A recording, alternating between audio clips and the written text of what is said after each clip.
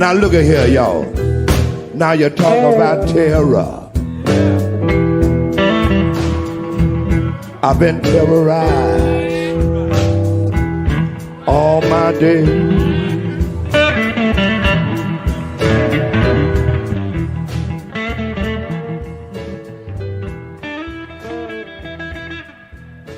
Good morning, everyone. Good morning. I wanted to play that music intro because whether you feel that we've been traumatized or terrorized, and I use the term we in terms of anyone on the planet, this is certainly a critical time for our mental and spiritual and physical, not necessarily thrival, but even survival.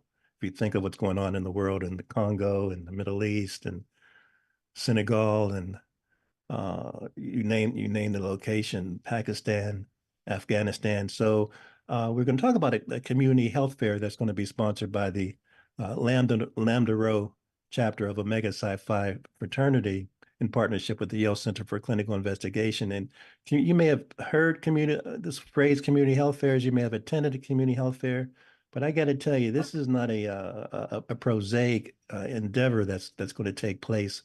We need community health in so many ways. So certainly you're going to hear how to come out and participate and share and learn about some of your your biological kind of survival, but also just come out when you have an event like this and you're going to hear from our various guests, Dr. James Gatling, R. Michael Epps, James Craig, Reverend Dr. Leroy O. Perry Jr., Reverend Ellen Clayton about the event.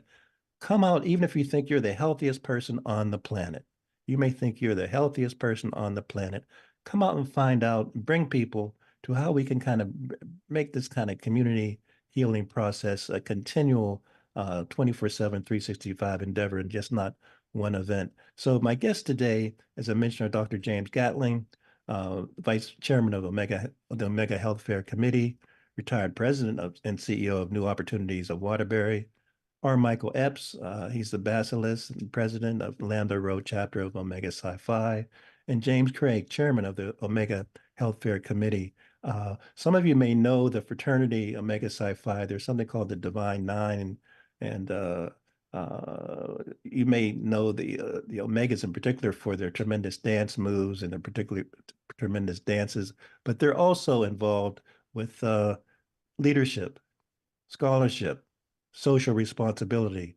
So James and Mike and Mr. Gatling and James and Mike, I hope I've propped you guys up enough. I might say just before I shut up, I also am a member of the Divine Nine, so this is a challenging show to still appear to be neutral in my accolades, but I'll try to stay neutral in supporting you guys. But let's just say 1911 was a tremendous year as well. Let's just jump right in terms of the community health fair, what's cooking. Gentlemen, we have a lot on the show, so feel free to kind of weigh in and share what's going on in your heart, mind, and soul in terms of not only this upcoming event, but just how people can kind of just stay involved with this quest for being healthy, for being kind, for being nice, for being dedicated. So gentlemen, let's begin. Tell us a little bit about yourselves, where you're from, and what you do, and what are your interests.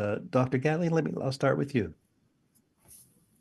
Well, most of my life, I've been involved with programming to help low-income people in Waterbury and 23 surrounding towns.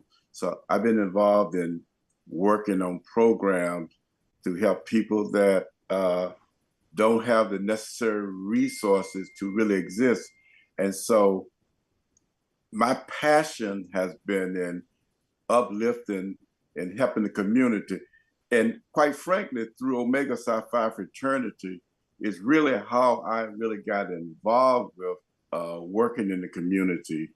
I originally, when I finished college, I was a chemist, and being that I was an Omega, they would assign each one of us to do different things. So I was tutoring, and I became a part of working with the Community Action Agency. And I enjoyed that so much, I had a career change.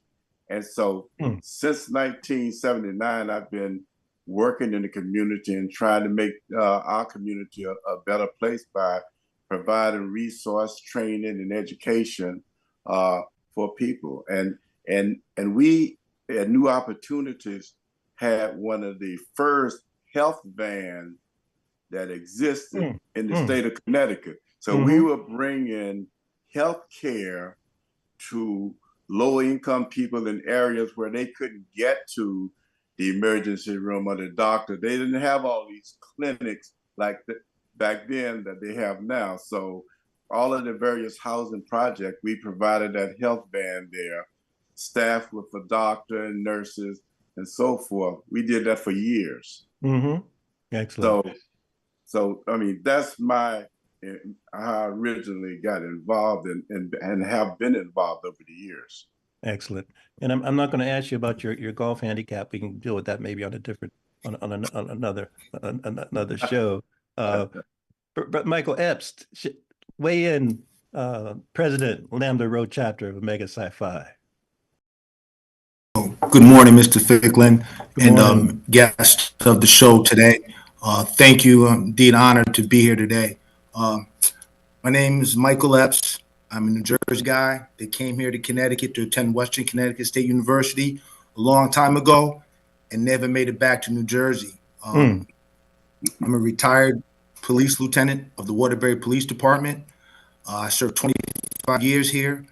During my 25 years, I'd have to say that it was my assignment to the Police Activity League that really cemented my community relationship to the city of Waterbury. I met many people during my time there, many young folks, and I think that was really the blessing of my career when I was working with the community, dealing with the youth through the Police Activity League. Excellent. I'm currently a school resource officer here at Region 12. I'm in Connecticut. I'm an avid golfer. As a matter of fact, Dr. Gatlin, since Mr. Ficklin just spoke about it, that just reminds me, you're going to give me 2 strokes aside, all right, Doc? That should be well agreed upon. And I like to work out in my free time. Excellent, excellent. James Craig, Chairman, Omega Health Fair Committee. How you doing? I'm originally from Harlem, New York City. Went to Hampton Institute. I'm retired as a company commander on Rikers Island. I trained the correctional officers. I'm also a graduate of the University of Pittsburgh and a licensed social worker. I'm retired from DCF. I worked in the special unit, probate, and investigations for the Department of Children and Families. I also work now with Maurice Mosley. He's a judge, and everyone, he's well known in the community. And he said, James, I like your style. I'm going to get you to get involved with me. So I've been working with Granville Academy for 6 years now. And so we've been reaching out to young people and indoctrinating them to the historically Black colleges and universities. We took them on tour. We took 25 youth on tour of Alabama, of all the Black schools in Alabama, Tuskegee, Alabama A&M, Miles College, Alabama State. Took them also to the community college. We took them to the University of Alabama, Birmingham. We took them on that whole Montgomery and Selma Freedom March. We went to the Lynching Museum. So I've been involved in working with youth, I would say, since 1969. Growing up in Harlem. So that's a little bit about me. I'm married, grandfather, and I've been living here in Naugatuck for 20 years. Excellent. Brother Craig, I'm not going to ask you when you were at University of Pittsburgh how familiar you are or were with Iron City beer, but I'll just leave it at that. That's kind of an inside joke. No, that was the worst beer I ever drank in my life. Yes, but I see that you tasted it. I'm from Pittsburgh, so I'm just saying that you were baptized. Well, I won't go there. We got a different type of show today. Reverend, go ahead. Reverend Perry, Reverend Clayton, kind of weigh in terms of what you've heard so far in terms of your involvement with this, and share with us the date and just the connection. You hear the bios and the servant leadership that's been expressed on the show. And so, how does YCCI? I mean, break it down for people about how that connection is even possible, because I think it's really impactful and significant that we can bring things together, systems together, people together, institutions together. Reverend Perry. Yes, I think that it's it's phenomenal that we can bring any number of Black groups and distinguished leaders together to sit down at the table, so that together we might, pull our resources and work together. Normally we stay in each one stays in his or her own lane, and we struggle. But when we are able to pull something together like this, is monumental. And I'm just glad to be a part of it. And I'm glad that we're able to bring the Yale School of Medicine to be a part of it.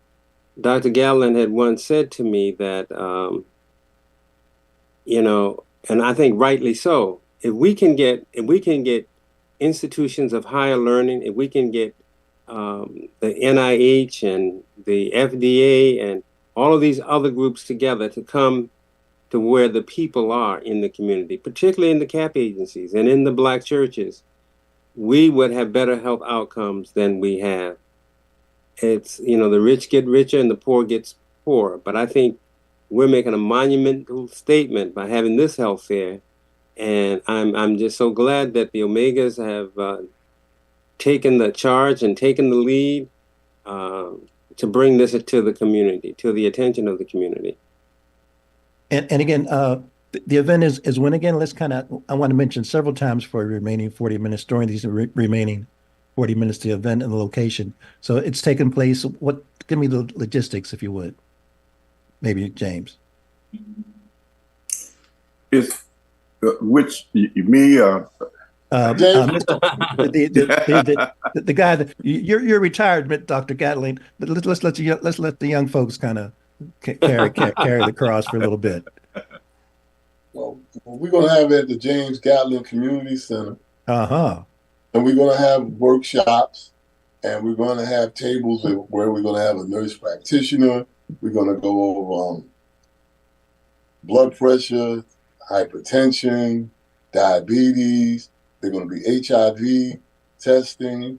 We're going to do also mental health counseling, and where they can get resources in the local areas, like the MORE program. They have a whole host of programs at the Gatlin Center, so to expose the people in the community to the resources that they can tap into. Again, like I'm a licensed social worker, so initially I was working with Southwest in Bridgeport. So I understand that there are a lot of problems with Blacks just not being comfortable getting services. And it's a trust issue. So we're here to tell them that, they can look at people that look like themselves. We have Hispanics and Blacks, and we're here to make sure that you get the best medical care that's possible, and that we're going to adjust it to your needs. And the date and the time again? February 28th at 2 p.m. at the James Gatlin Center at New Opportunities. And so it starts at 2 through another, is it a 12-hour marathon, or is there a time limit? 5 o'clock. 2 until 5. 2 until 5? 2 until 5. Reverend Clayton, you grew up in Waterbury, and Reverend Perry as well. As you just think about your being on this show, as we speak at this point in time, what kind of comes through your mind? God willing, we may not be around forever and a day, but it seems to me that we're trying to, those of us that are on the planet at the moment, are trying to make our impact and build some kind of legacy. I'm just curious, what kind of reflection might be going through your mind as we do this show? Reverend Clayton. Good morning, everyone. Morning. Morning. Waterbury was the place back in our day. Mm. And there were things like the horse downtown. Mm. Once you drink from the water from the horse downtown Waterbury, you had a hard time leaving the city. But now Incorporated has been a fixture in Waterbury. I don't remember the years, but as long as I can remember, there has been a now Incorporated where people of the community would go who needed services, help with their utilities, help with housing, help with early childhood development. And in recent years, the fatherhood program. Waterbury had this stuff going on years and years ago before other communities really got on the map. And then when you speak about Waterbury, you can't leave out those rocks in Waterbury, like Mount Olive Zion Church and Grace Baptist and Zion Baptist. Those were the three major churches in those days. Now you have a church on every corner, but in Waterbury was a place where people really looked out for one another. And thank God for people like Brother Gatlin, Brother Epps, and Brother Craig for presenting this to us today, so we could bring in the people like Tisha Johnson and the Yale staff to share with the community. And I believe Reverend Clayton, Reverend Perry is when Reverend Clayton mentions Tisha Johnson, I think she's presenting, is she not, or speaking or sharing her? That is correct.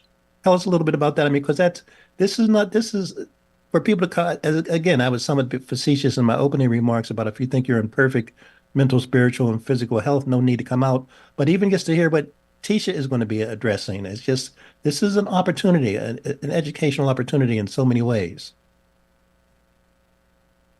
Tom, the thing about Waterbury for me growing up was that there were very few black, if any, black doctors. The only black doctor I knew growing up in Waterbury was a dentist, Dr. Lee. When we got sick, we went right to the emergency room.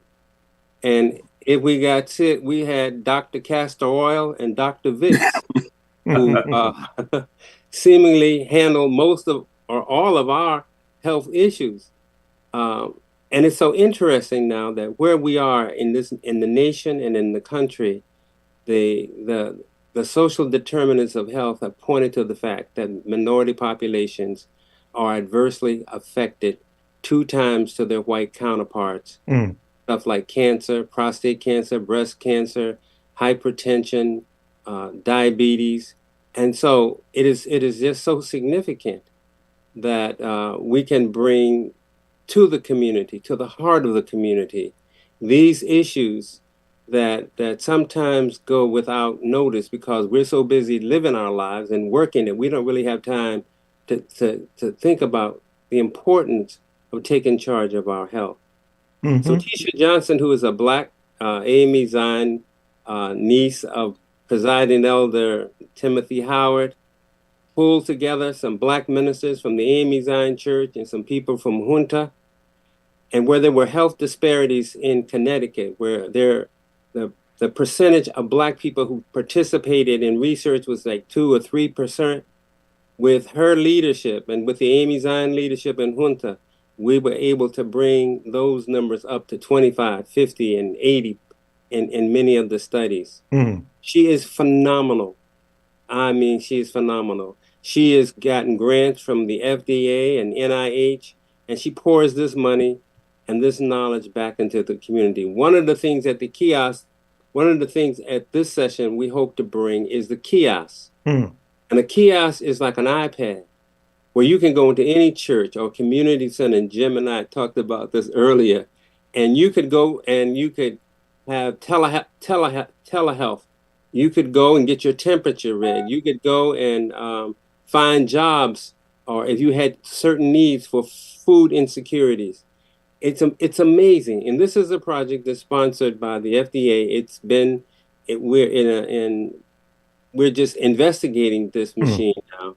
So it'll be great for the community to see this and maybe give us their opinion about whether or not this is a valuable tool for where we live. And Brother Craig, the time and date and address again? Brother James Craig, are you there? I will answer that question. Okay. The time is 2 to 5 at the Dr. James H. Gatlin Human Service Center, 232 North Elm Street, Waterbury, Connecticut. And February 28th. No, on February 28th. So yes, it's coming out. Dr. Gatling, what is it like to drive by or go into a building? I believe you said it has your name is kind of affiliated with it. I thought that's normally after you've kind of gone on to the by and by, but this is you're smelling your roses as we speak. That's the eerie part about it. Every time I drive by and see my name, I pinch myself because you're right. That's usually afterwards. But the board decided while I was still here that they wanted me to smell the roses, so they named the building after me, and I'm appreciative. I very much appreciate that, and I never thought this would happen, but but we put the work in, and I would like to think we made an impact in the Waterbury community over the years. Let's talk a little. It's Black History Month. I like to call it African Origin, African Genesis Month, or actually 24/7, 365, just celebrating our existence on the planet since Adam and Eve. But since I have three Omega brothers on the call here, on the Zoom call, on the radio show, on the YouTube, because we'll be on all these various platforms. Let's talk a little bit about the fraternity life, because clearly some folks just see it to be a dance and social activity, but I think people don't really recognize that the legacy of these organizations, the Divine Nine organizations in particular, there's a mandate, there's a history, there's a passion, there's a DNA, and you guys are fulfilling it. So I guess among the three brothers, Brother Craig or Brother Epps or Brother Gatling, talk to us about why this structure of it, Mega Sci-Fi, excuse me, is important. And I think you guys will be down in Florida soon in terms of your national. And I know you're going to be involved with kind of fighting the civil rights battle down there. But I want to give you a few minutes, 3 or 4 minutes, each of you, to kind of talk about the fraternity and why that's important to you individually, but why it's so important for the health and thrival and really economic survival also of our community. Brother Craig, go ahead. Real quick, Mr. Ficklin, if you'll let me, just to give you a brief history of Omega. Omega Sci-Fi Fraternity Incorporated is historically African-American fraternity. The fraternity was founded November 17th, 1911. It was the first fraternity at a historically Black university, Howard University. Our founding fathers, Edgar A. Love, Oscar J. Cooper, Frank Coleman, and Ernest E. Just. Since our founding, we have chartered over 750 undergraduate and graduate chapters. Omega Sci-Fi's stated purpose has been to attract and build a strong and effective force of men dedicated to our cardinal principles of manhood, scholarship, perseverance. Throughout the world, we have many notable members, leaders in arts, academics, athletics, entertainment, business, civil rights, education, government. A few notable members include Walter Massey, Benjamin Mays, Langston Hughes, Count Basie, Reverend Jesse Jackson, Earl Graves, Tom Joyner, Michael Jordan, Jalen Hurts, and George Clinton. Our fraternity requires that each chapter of the organization you're administer a mandated program. Mike, you're breaking up a little bit too consecutively. But let's see. Yes, okay, I'm yes, sorry. sir. How Much about better. now? Can you hear me now? Okay. I apologize. I was just saying a few of our mandated programs are scholarship, social action, talent hunt, health initiatives, voter registration, education, and mobilization. As I just mentioned, one of our mandated programs directs us as a local chapter in Waterbury to seek out high school students and ask them to write an essay on whatever topic they choose.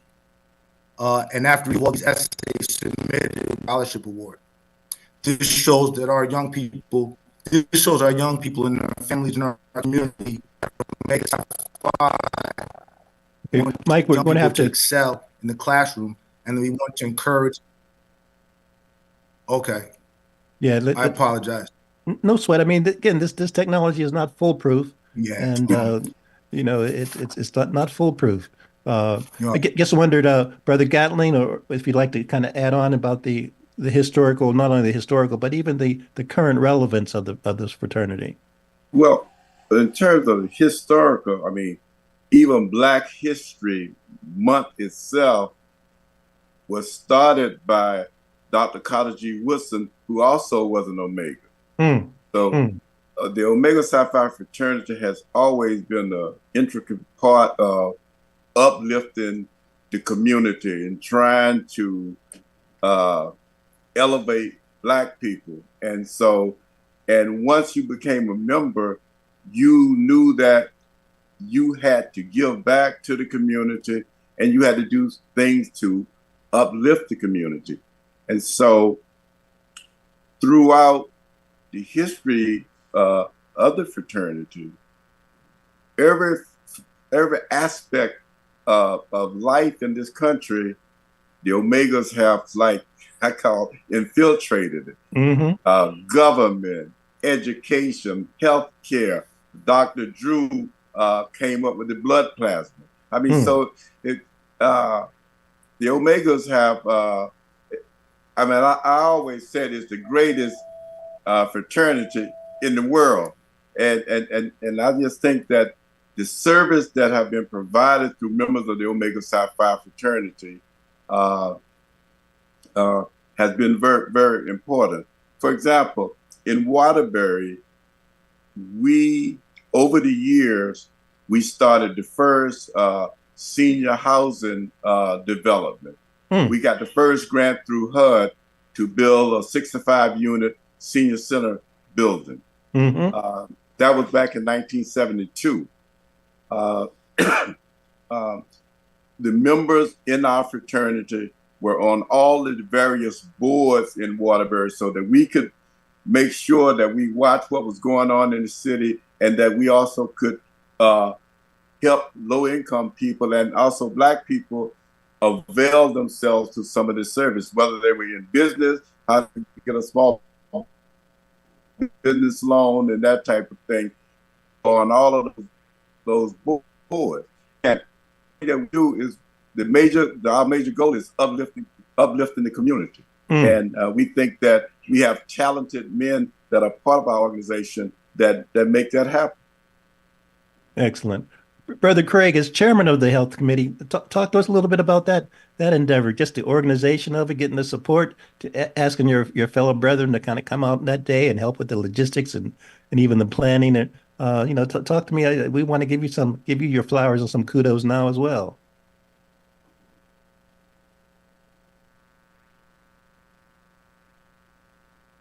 Brother Craig, can you hear us?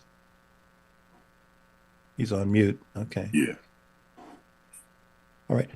By the way, everybody try to unmute yourselves for the remainder of the show.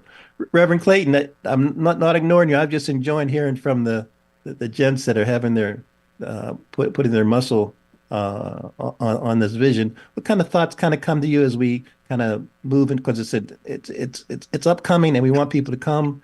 And with your growing up in Waterbury and ministering to church and other parts of Connecticut, now you're in Bridgeport. Just curious. I want to give us a little look into your brain at the moment. I do want to just go back just a little bit, make sure everyone's clear. It's this Thursday at the James E. Gatlin facility, which is February 29th. Okay, so, not the 28th. Okay, yeah, the 29th. Okay. And and there will be two speakers, two presenters, and we're grateful for those that will be taking part. And there will be a host of tables Mm. sharing various health issues of interest. Like you stated earlier, that no matter how healthy you are, if you're the healthiest person in the world, you still should come. And that is so true, because even healthy people need to be checked out. So this event is much larger than you might think. It's not just a passing by or something. It's vital to the health, especially of people of color, because we kind of shy away from research. We kind of shy away from doctors. But in this day and age, there's so much help, so much modern technology to help us. It's so important that we come to things like this. Like nowadays with prostate cancer, man, you could do one-day surgery without issues. So we want to make sure people come and chat with those at the tables. There, even Alzheimer's. How many people we know nowadays that have that disease? How many blacks that you may know who suffering with sickle cell? So we want people to come and learn and have a little fun in the great city of Waterbury. Excellent. Reverend Perry. Yes, sir. I think I want to echo what my colleague has just said. I think that we've had health fairs in Waterbury, in our churches and in the community, but I think this particular health fair, it will bring together not only the Omegas, but the the Masons and the Black churches and the community center itself and the agency itself. And I think that's one of the things I think that's going to laud this as one of the most important events taking place in the city. We're also looking to, at some point, to bring Marcella Nunes Smith into the highlight here to work with the Masons to give national credibility and recognition for the work that they're doing with regards to trying to bring about not only empowerment but education within this frame of reference. So I mean, I look for great things in the future. I mean, this could be so big that maybe the NIH would want to give you guys a grant to sponsor events like this nationally and locally. I mean, nothing is off the table. The money is there. We just need to get the individuals who are willing and who are willing to to shoulder the work. And I applaud you for this. And I'm hoping to see a great turnout on Thursday. Dr. Gatlin has some other little treats for us. He's holding till you get there. I don't know if they are food related or gift related. Whatever they are, it's worth you showing up, and you can bring your whole family. I think that's one of the important things. Health. When we talk about health, we're not just talking about men or women. We're talking about family, because what affects one person in that family affects everybody in that family. Yes. And so we've got to open up our doors to that kind of thinking and consideration. Really appreciate your mentioning the holistic approach, Reverend Perry, and even that also on the economic level, hospitals nationwide are going through consolidations and restrictions and this, that, and the other. And so we just can't rely on the so-called the major institutions for our survival. And Dr. Gatling's mentioned Dr. Charles Drew, et cetera. So again, particularly given Black History Month, but also any time of the year, it's so important for us to kind of do our buckets kind of where we are and realize that the jewels that are really in within our plain sight, within our hands, within our leverage and our power. So I appreciate your comments.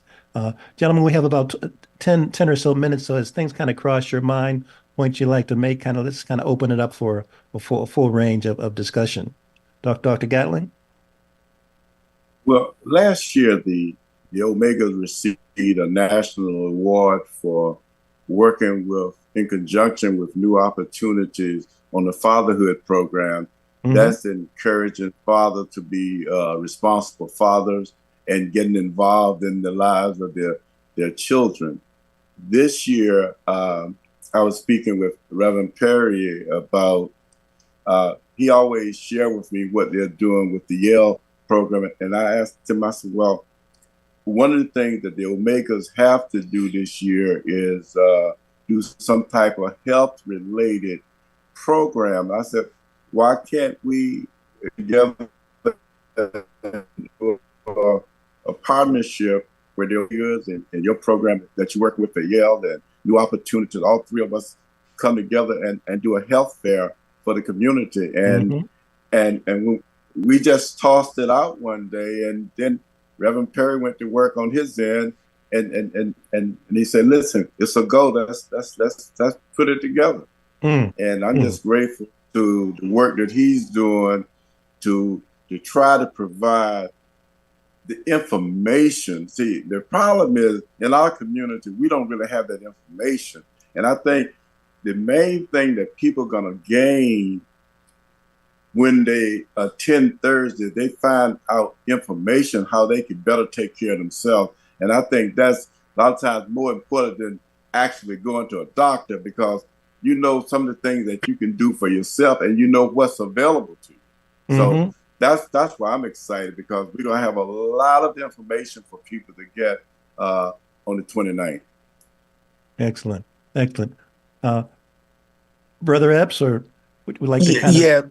Mr. Ficklin, just to piggyback upon what Dr. Gatlin said in regards to our fatherhood and mentoring program, we kind of take that opportunity also to build a bond, a relationship between, especially as Reverend Clayton had said, Black people, especially Black men, they shy away from the doctors. So we take this opportunity with our fatherhood and mentoring program to kind of have fathers show their children, especially their sons, and start early with going to the doctor, regular doctor's visit. So we kind of started in our children early so that as they get older and they become adults and parents, they continue to pass this on of going to the doctor's routine annual checkups.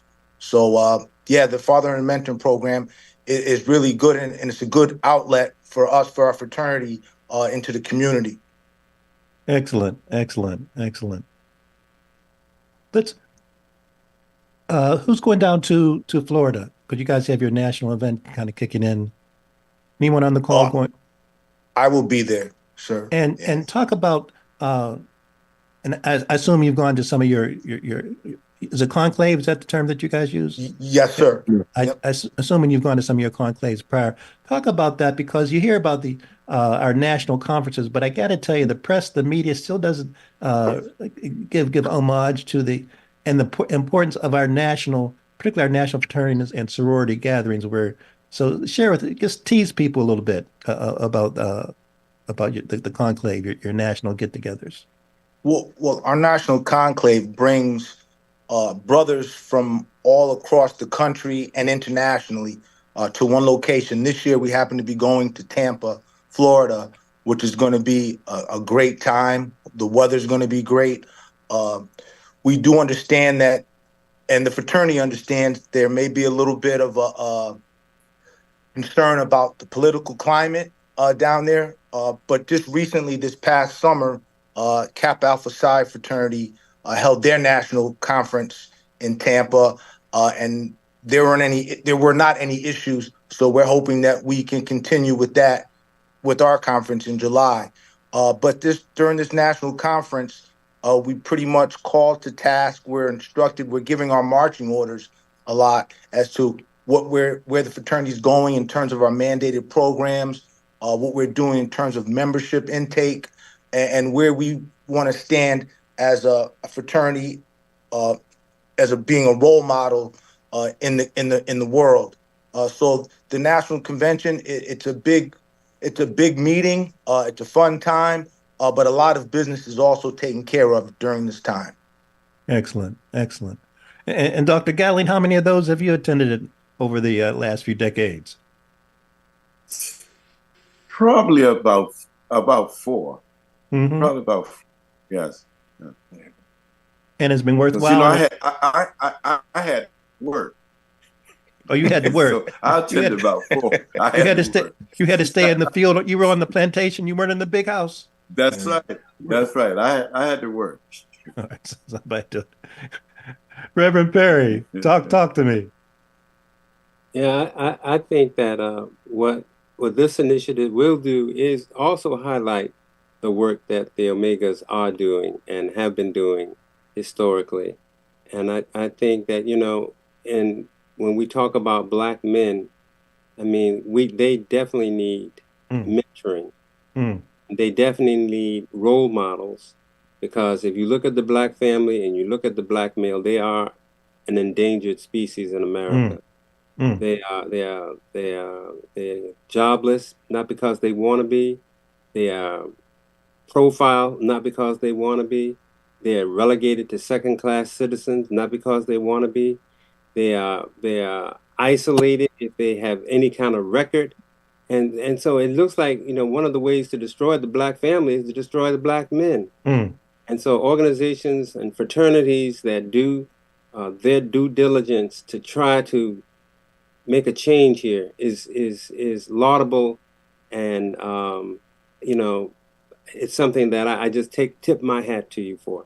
Indeed. And the date again is the The logistics. 29th, Thursday the 29th, from 2 to 5 at the James Gatlin Center, the largest Black center in Connecticut. Not the only. And the address again, because people, you know, we that live in New Haven or Hartford or Stanford, I mean, we forget about Waterbury. You know, let's just lay it on the table. So folks need to come in and not be so snobby and just in terms of their own ego, and venture out. So that for those that aren't familiar with the address, what's the address again? It's 232 North Elm Street, Waterbury. Excellent. So we have 10 minutes, gentlemen. So let's kind of weigh in again about what might be on your mind, because this is such an exciting activity that's going on, not just a one-off. If folks, I know this in terms of your recruitment, if you have your alumni chapter, if folks are interested in pursuing, they may have gone through undergrad experience and not have been touched by the fraternity experience, but if they might want to get involved from the adult chapter standpoint, who should they contact, or kind of how could they explore that? I'll just throw that out. They could contact any one of the brothers. Dr. Gatlin, again, is a well-known figure in the city of Waterbury. He's actually the mayor of the city, so everyone knows Dr. Gatlin. Brother James Craig, also very active in the community, working with young people. And some of the young people he's worked with have gone on to higher education. And there are some professional males that work in the city of Waterbury. So they could either get a hold of Dr. Gatlin. We do have a website, an email address for Lambda Row Qs.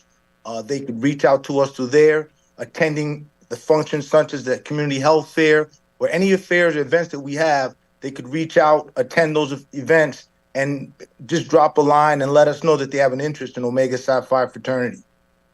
And Brother Epps, how many chapters are in the state of Connecticut? I know you have a New Haven chapter. Oh, Hartford. I knew you were going to ask me that question. Well, no, we know we have New Haven, Hartford, probably Stanford. I want to say there's a chapter in Stanford, a chapter in Bridgeport, chapter at Hartford, New Haven. There are three chapters in New Haven.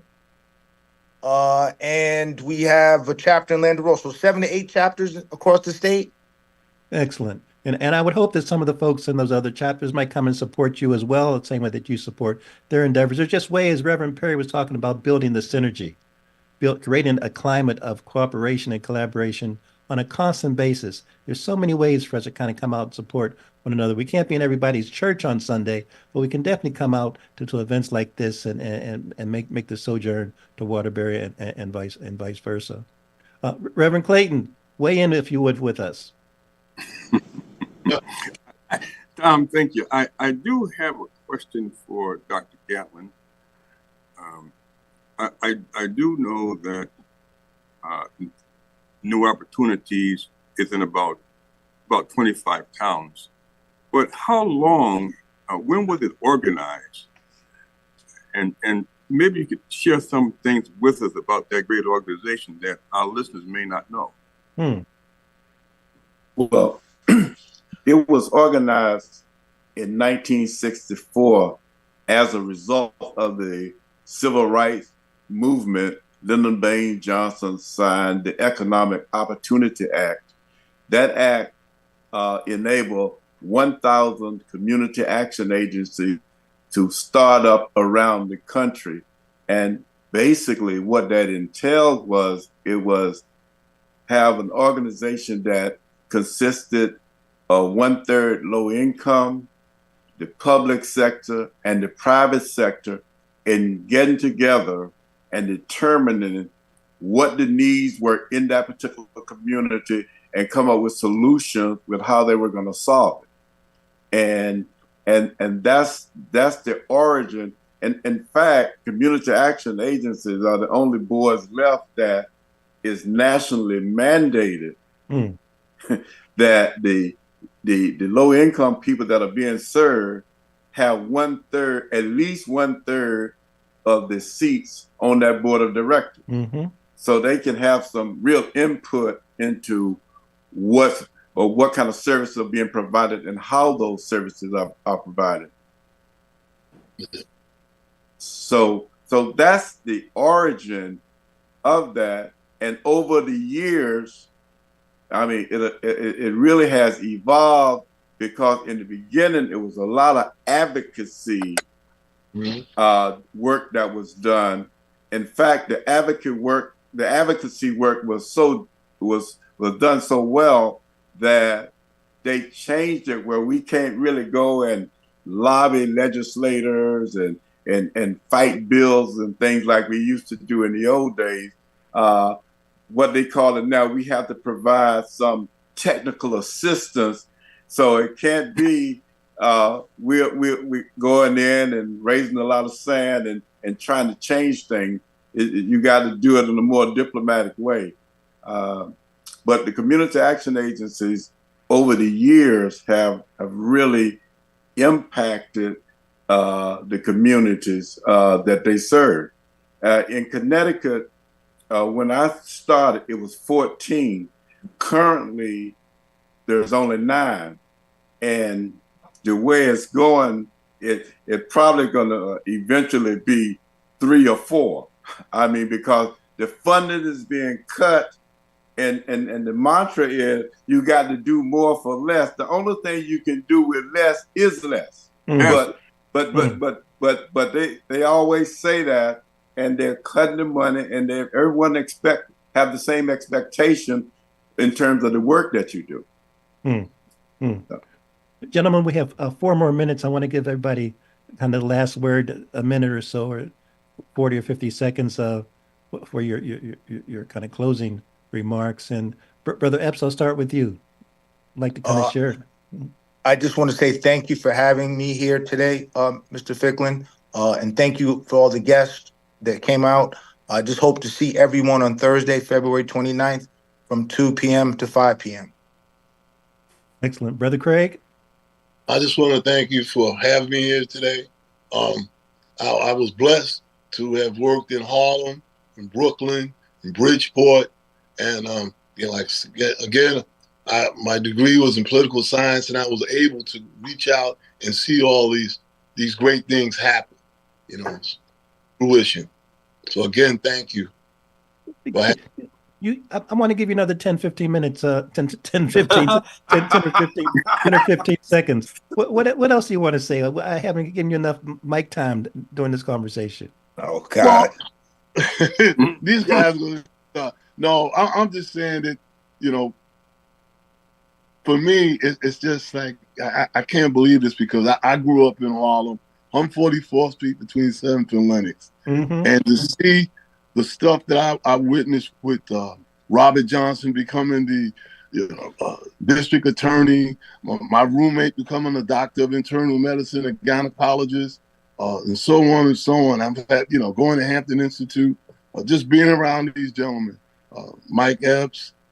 My cousin was the chief of police in Durham, North Carolina. Mm-hmm. So I definitely have a legacy, with Black men and role models. So I was just blessed to have 8 uncles. And, Excellent. So Excellent. God Excellent. has been really good to me. Excellent. Reverend Clayton? Yes, Tom. I'm just overly joyed to be here on the show today with these great gentlemen, and to hear the great things they have shared with us. And we thank you as well for hosting us bi-weekly.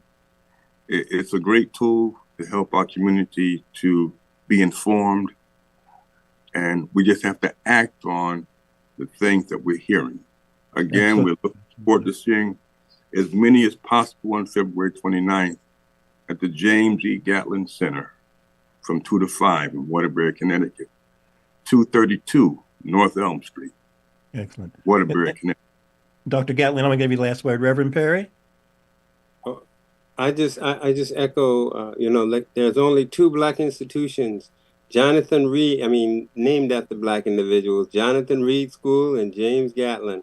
And you don't know how long that struggle took to get that school named. Everything in Waterbury has been named after white folk. So, we're kind of proud of our godfather and our mentor here. And I'm just hoping that the community will take advantage of this great health fair that we're planning to bring to Waterbury. Excellent. Dr. Gatlin, you have 30 seconds. I just want to invite everyone to come out on February 29th to this fantastic health fair, because there's something there for everyone. And I just think this will be the first of its kind in Waterbury. And hopefully, if you come out and support this health fair, we can get Yale to come back next year. So I hope everybody that's listening to us come out and be a part of this health fair. Excellent. Excellent. Gents, mighty gents, thank you so much. Again, I'm in what part of the Divine Nine, and I guess you can't change colors at the same time, but there is some unity. There is unity among all of us. So Yes, sir. Thanks again. Hope to get out there on Thursday. And just for our listeners and viewers, just thank you for kind of tuning into the Tom Ficklin Show. And really thanks to WNHH 103.5 FM for being this community voice, not just actually locally, but internationally. Everyone take care. Have a great day. Thank you. Thank you. Take care, everyone. I got a purple and gold jacket for you, Tom. If you can make it into crimson and cream, we could be okay. In the moment you stressing, but you're gonna be counting blessings. And I know that for certain. Keep on working, open curtains, haters swerving, cause they ain't ready for your final version. I'm never gonna give up. Fall down, I just gotta get up, yeah. Cause this is my road. Let's camera action, I'm ready to go. I'm never gonna give up. Fall down, I just gotta get up, yeah.